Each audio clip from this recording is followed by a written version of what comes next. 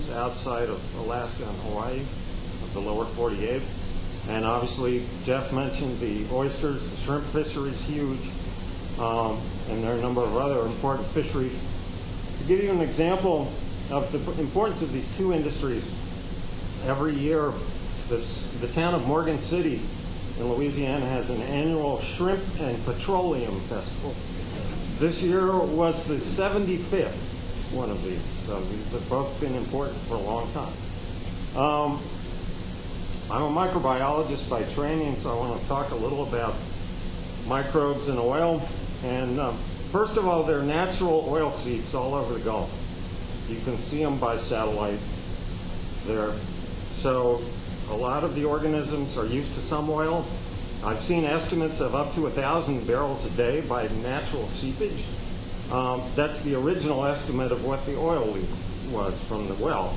I don't know if it's that high, but you should be aware that there's oil seepage is a natural phenomenon. We've accelerated it, obviously, with the oil spill and other drilling activities. But that's why there's always tar balls on the beaches of Texas, and that's from these natural seeps. So the microbes in the Gulf, obviously, they're somewhat used to oil. Ultimately, they're good at getting rid of it, but they're not fast. And if someone tells you they can add miracle microbes, they'll eat the oil up quicker, it's not going to happen. Probably the only thing you could do would be to enrich it with fertilizer like nitrogen and phosphorus. And oil is such a good carbon source. So ultimately the microbes will take care of it. The Gulf is also a very warm environment, which is a big advantage over Alaska. Surface temperatures in the Gulf in the summertime can reach almost 90 degrees Fahrenheit. So the metabolism is pretty fast. But obviously the amount of oil that was spilled was extraordinary. So it's not something that the biota there is used to. The Gulf has two huge environmental problems long before the oil spill and definitely long after the oil spill. First of all, the Louisiana coast accounts for about 25% of the entire wetlands in the U.S. Okay. It also accounts for about 75% of the loss of wetlands in the U.S. So that the Louisiana coast has lost a wetland area equivalent to the state of Delaware since 1930. This is we've cut off the source of sediment from the Mississippi River by damming and diking the Mississippi, and so there's much less sediment. What comes out goes out into deep water and it's not useful to the wetlands. So the wetlands are disappearing, and with it the whole way of life of the Cajuns who live in southern Louisiana, basically. And Hurricane Katrina just accelerated that. One nice thing about the oil spill, while it was a disaster, it could have been much, much worse. And the impact on the wetlands was also considerable. To me, the worst thing from the oil spill is what came ashore and reached the wetlands. And while there was a fair amount, it was much less than it could have been. And there's already evidence that the wetlands that were oiled are already regrowing.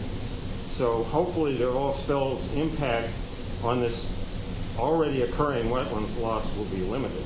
To me, that would be one of the major things I would worry about.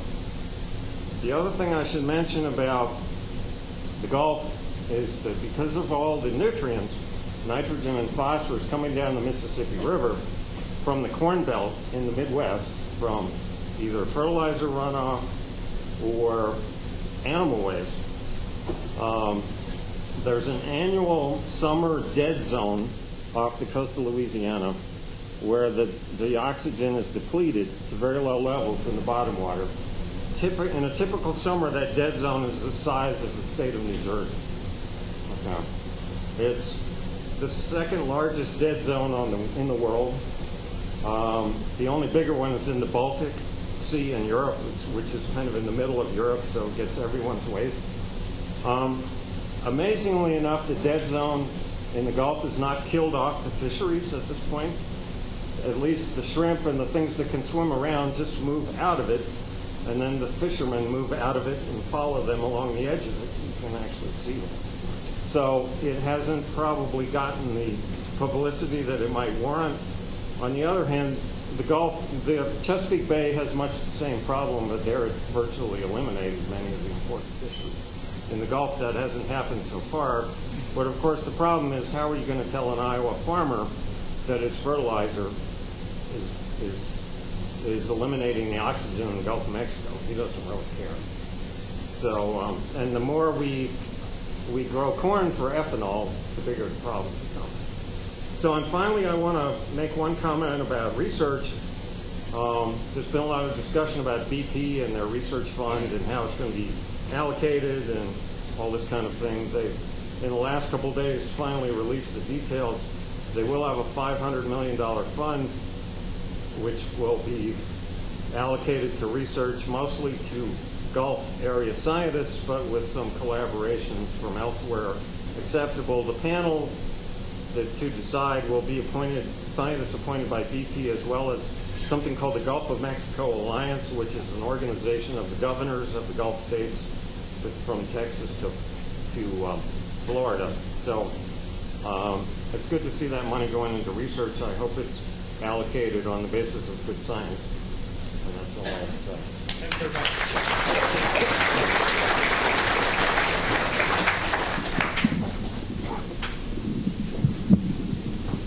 Okay. How does that sound? Good? Okay. So I'm going to talk a little bit about what I see as sort of the topography of the whole event that happened from April until now. To set the stage, Exxon Valdez, which ran aground in 1989, was probably the worst spill of oil in the world in terms of its effect on wildlife and people and the behavior of the oil company. As we were talking about earlier, your joke was that Exxon set the bar really low, so low they dug a trench and threw the bar into it. But the Oil Pollution Act of 1990 was a response to the Exxon Valdez grounding. And that means that our policy about oil spills for the last 20 years has envisioned a spill of oil, not an eruption from a blown out well, but a ship or something spilling oil, and the response to that. And also in 1990 there was essentially no deep water drilling the way that there is now, where there are rigs that can't reach the bottom, they float. The well that blew out was being drilled by a floating rig, a gigantic floating rig with 125 people working on it 24 hours a day in a mile of water. These things were not happening in 1990, so the law and the policy had no foresight and forethought to respond to something like this. So what happened to make the well blow out? Everybody all summer long has been talking about this as the BP oil spill. And what I want to explain a little bit is whose fault, who shares the fault in a little bit of what happened. I have to go through this pretty quickly.